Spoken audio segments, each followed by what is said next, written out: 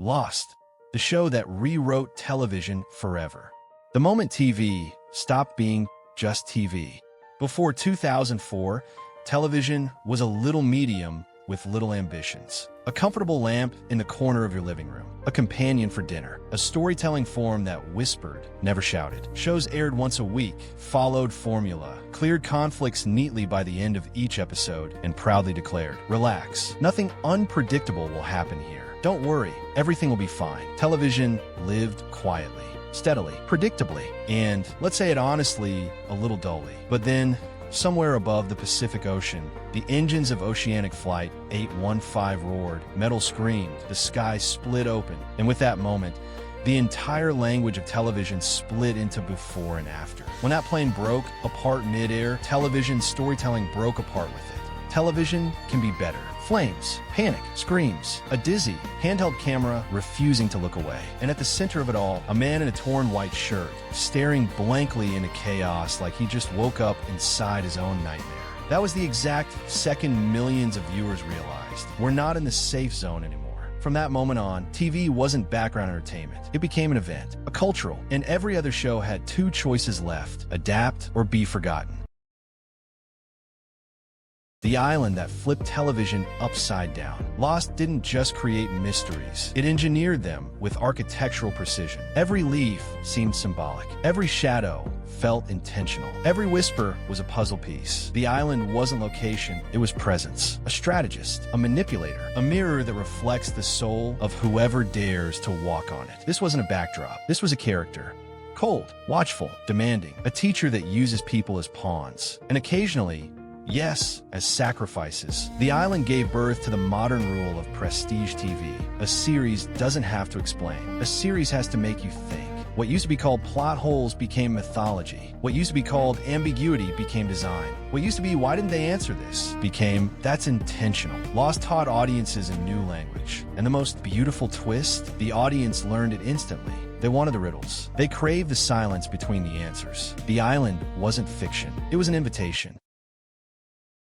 Flashbacks, flash forwards, flash sideways. When time stopped being a straight line. Before Lost, flashbacks were seasoning. Sprinkle a little backstory, close the lid. Lost emptied the entire spice rack into the pot and somehow created haute cuisine. It made time elastic. The past explained the present. The future sabotaged the present. Alternate timelines reinterpreted the past. Every episode was a character biography disguised as a thriller. A novel compressed into 42 minutes. Time stopped being a timeline. Time became playground, weapon, and storyteller. Television has never recovered. Everything from Westworld to Dark, from Mr. Robot to Breaking Bad, owes a debt to Lost's manipulation of time. Even the Big Bang Theory joked about island logic. Lost didn't bend time. It braised it, sautéed it, folded it like dough, and served it steaming.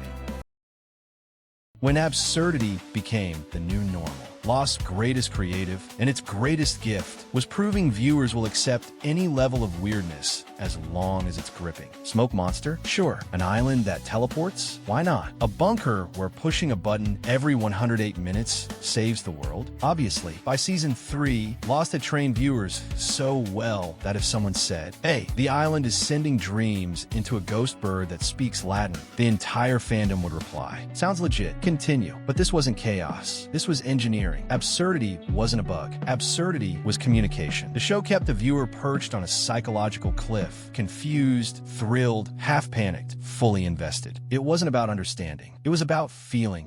Characters who became modern myths. Before Lost, shows revolve around one hero, maybe two. Lost said no, we're building an orchestra, an ensemble where every instrument matters. Every character is a philosophy. Let's revisit them, now in full depth. Jack Shepherd, the reluctant hero. He saves others because he cannot save himself. His leadership isn't ambition, it's punishment. John Locke, the believer. He sees meaning in every rustle of leaves. Faith isn't comfort for him, it's an act of defiance. Sawyer, the calm man more honest than the honest. Sarcasm as armor, cynicism as confession. Kate, the fugitive running not from the law, but from the weight of her own past. A person forever choosing between freedom and connection. Saeed, the soldier who did everything right and lost everything anyway. Precision, pain, discipline, guilt. A man who can fix anything except himself. Desmond, the prophet of hope. See you in another life, brother. A love story that outran time. Ben Linus, the manipulator whose fears fear him back. A man who lies so well he occasionally tricks himself. Hurley, the only sane person on the island. And ironically, perhaps the only one meant to rule it. Every one of them could carry their own series. But Lost combined them into a gravitational system of collisions and revelations. Everything from Game of Thrones was based on this model. How Lost created a fan theories. The internet before Lost. Forums, guides, trivia, quiet. The internet after Lost. Chaos, brilliance, obsession, spreadsheets, theological debates, madness. Fans dissected, frame-by-frame shadows. Numerology, map screenshots, alternate timeline hints, dialogue pauses, Dharma logos, coordinates, philosophical implications, quantum possibilities. Theories range from totally reasonable to the island is Schrodinger's cat's vacation home. Lost didn't just encourage theories, it industrialized them. Reddit, YouTube essays, Lost poured fuel into all of it. It turned viewers into co-authors. You didn't watch Lost, you investigated it. When TV finally looked like cinema. Before Lost, TV visuals looked like hallway lighting in an office building. Then ABC spent $14 million on a pilot, insane for 2004, and invented prestige TV. Real beaches, real wreckage, cameras that normally shot feature films, sound design worthy of Spielberg, editing that felt like a thriller, not a weekly drama. Lost erased the line between TV and cinema. And after that, HBO ascended, Netflix evolved, TV budgets exploded, cinematographers jumped to television. Directors treated episodes like short films. Lost didn't raise the bar. It built a new bar entirely.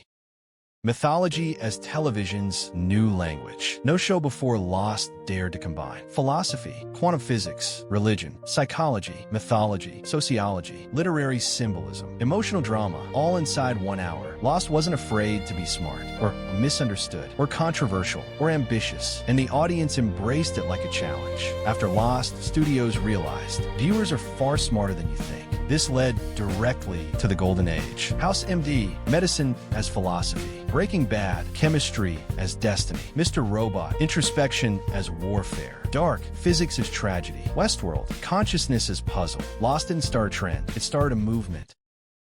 Sound, silence, and emotional engineering. Michael Giacchino's score is not accompaniment. It's psychological architecture, the silence before whisper, the metallic scream of the monster, the claustrophobic groan of the hatch, the heartbeat-like pulse of the numbers. Every sound is signal, prophecy, or threat. Lost used music like cinema uses music to guide emotion, not decorate it. Television before Lost sounded functional. Television after Lost had soundtracks worthy of awards.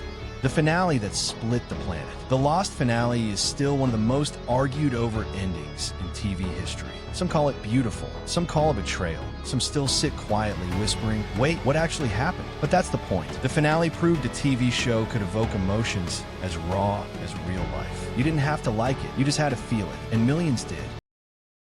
A world built in Lost shadow. After Lost, television didn't evolve. It mutated. Breaking Bad, the anti-hero perfected. Game of Thrones, cinematic scale. Dark, layered timelines. Stranger Things, nostalgia as mythology. Westworld, puzzles as narrative. The rise of showrunners. YouTube breakdown culture. The binge era. Online theory communities. Everything walks the path Lost carved through the jungle.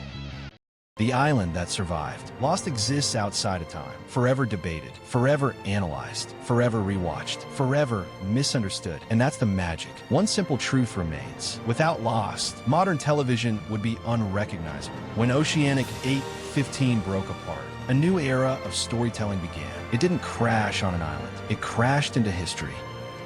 Friends, if this breakdown helped you see Lost in a new way, smash that like button, subscribe, and drop the name of your favorite Oceanic 8:15 survivor in the comments. And since monetization is blocked because of copyright, if you want to support deep, cinematic, vibe breakdowns like this one, donation link in description and on the screen. Every bit helps keep these deep breakdowns alive during the war in Ukraine. Your support matters now more than ever. We have to go back